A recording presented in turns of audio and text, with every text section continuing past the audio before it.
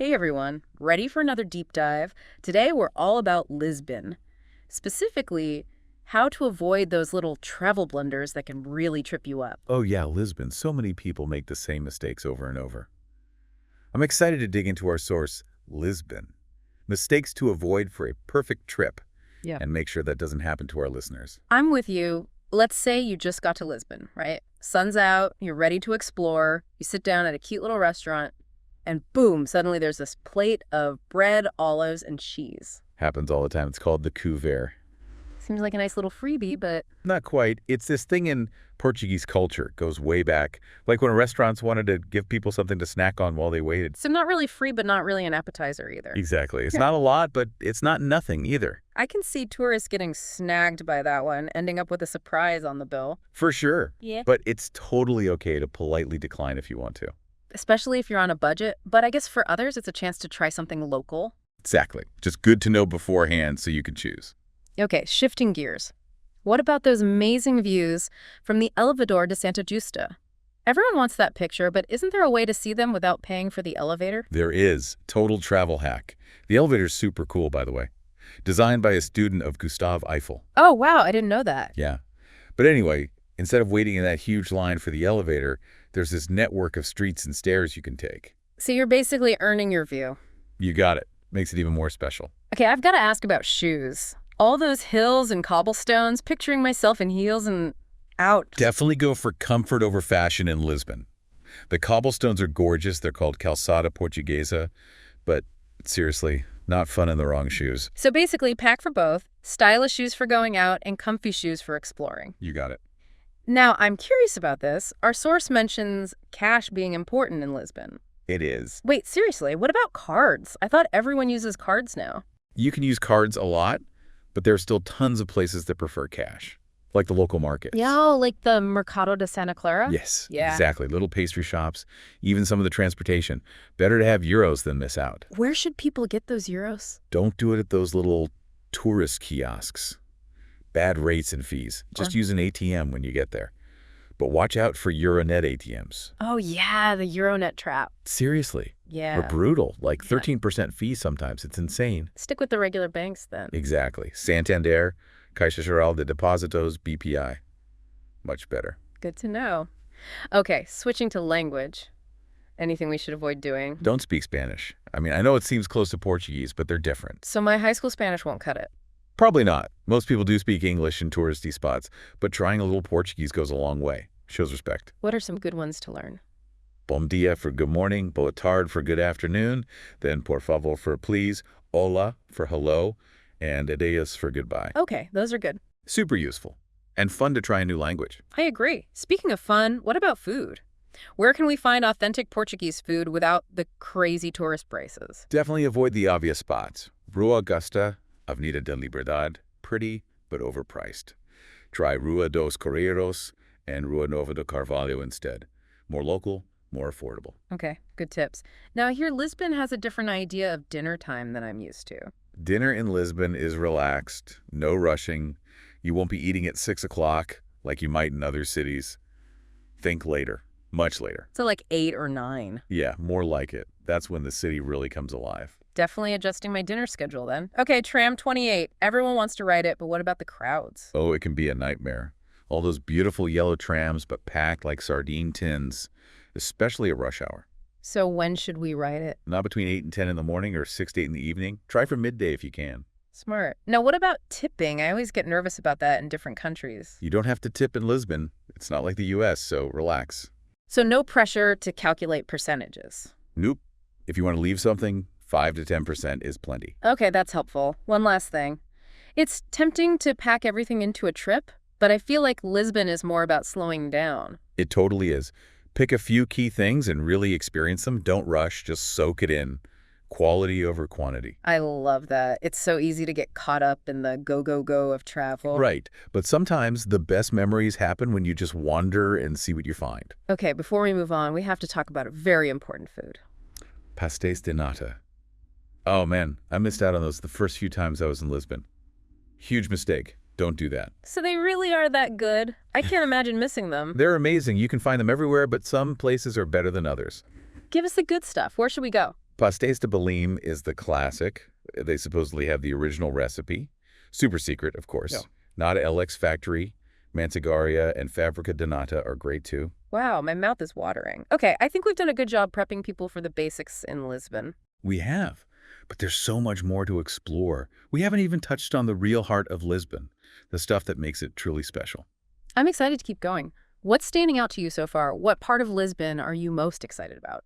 You know, as we get into this, it really hits me. This mix of history and culture in Lisbon, but also it's such a modern city. It's like it bridges the old and the new effortlessly, and it just seems like there's so much to discover there. Totally. We've talked about the practical stuff, the don'ts, but now it's time for the real magic of Lisbon. What makes it stand out? I'm ready. Let's get to those hidden gems, the heart and soul of the city. What is it that makes Lisbon so unique? Well, first off, the people, the Lisbetas. They're just so warm, so welcoming. They genuinely love their city. You really feel it. Yeah, I've heard that. It's like their energy just draws you in, makes you feel at home. Exactly. Yeah. And that goes for how they approach life, too. There's this concept, saudade. It's kind of hard to explain. Like a melancholic longing, but mixed with this deep appreciation for beauty, for tradition, for connection.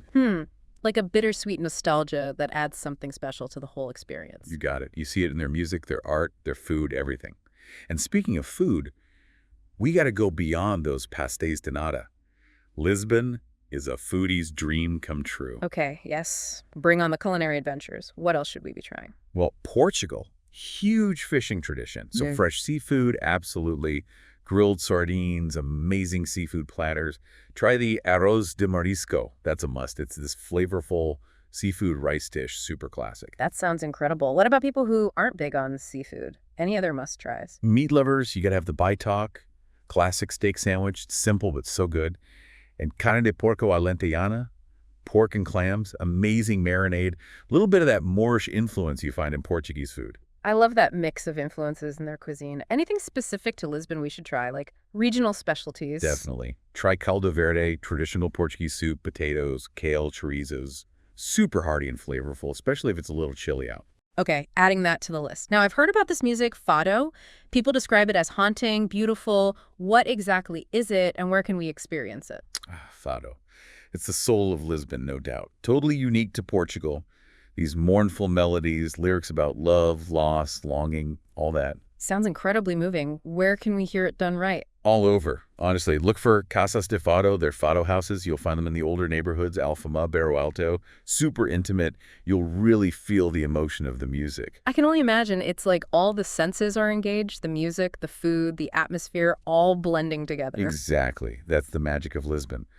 But there's so much more than just food and music. Let's keep exploring. Where should we go next on our Lisbon adventure? If you want to really feel the history, the charm, get lost in Alfama. Oldest neighborhood in Lisbon. Just wander through these narrow streets, colorful buildings, hidden courtyards. It's like stepping back in time. I love that, immersing yourself in the soul of the city. Exactly.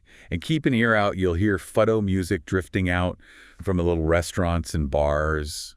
It's an experience. Speaking of history meeting modern vibes, what about LX Factory? I read it's like this creative hub in an old factory complex. LX Factory is all about Lisbon reinventing itself. Art, design, fashion, food, all happening in this beautifully repurposed space. Sounds like a great place to find unique things and support local artists. Totally. And if it's landmarks you're after, you got to visit Belém. Historic District, UNESCO World Heritage Sites, the Geronimos Monastery, Belém Tower. Those are definitely on the list. The architecture is stunning. So much history, too. And while you're in Belém, you have to try those famous pastéis de Belém, supposedly the original recipe, secret, passed down forever.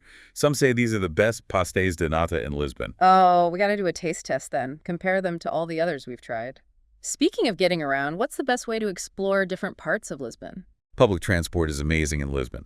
Trams, buses, metro, all super affordable, really efficient. Get a Viva Gem card, you can use it for everything. Super convenient and budget-friendly, too. What about getting from the airport to the city center? Best option. Metro, easiest way. Quick, cheap, takes you right to the heart of Lisbon. Perfect. Now, on a practical note, safety. Anything travelers should be aware of. Lisbon is really safe overall, but like any big city, just be smart. Don't wander around alone in deserted areas late at night. Keep your valuables close. Common sense stuff. Always good advice. What about the police? Are they helpful if something does happen? Yeah, they're good. Very responsive, especially with tourists. Oh, and before we move on, one more thing.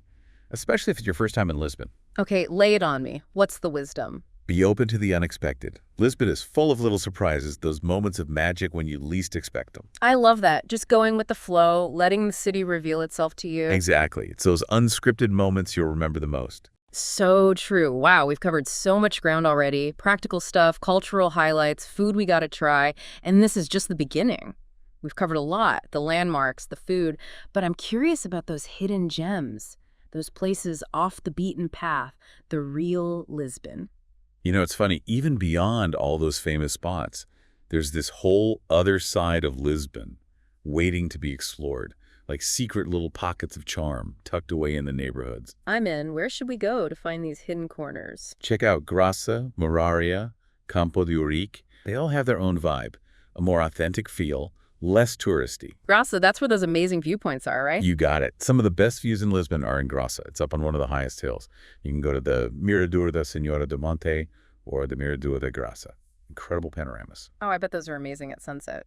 What about Moraria? I read that it's one of the oldest neighborhoods, super multicultural. It is. Moraria is this fascinating mix, old and new. It goes back to the Moors. You can still see it in the architecture, the culture. And now it's got these traditional fado houses, family restaurants, a real mix of everything. Sounds like a place where you can really step back in time and experience the soul of the city.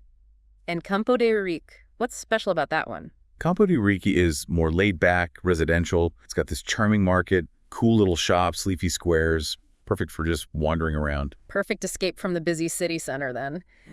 Speaking of, I'm ready for more foodie adventures. Any hidden gems in terms of food experiences? If you're into seafood, you got to try a real Portuguese marisqueira.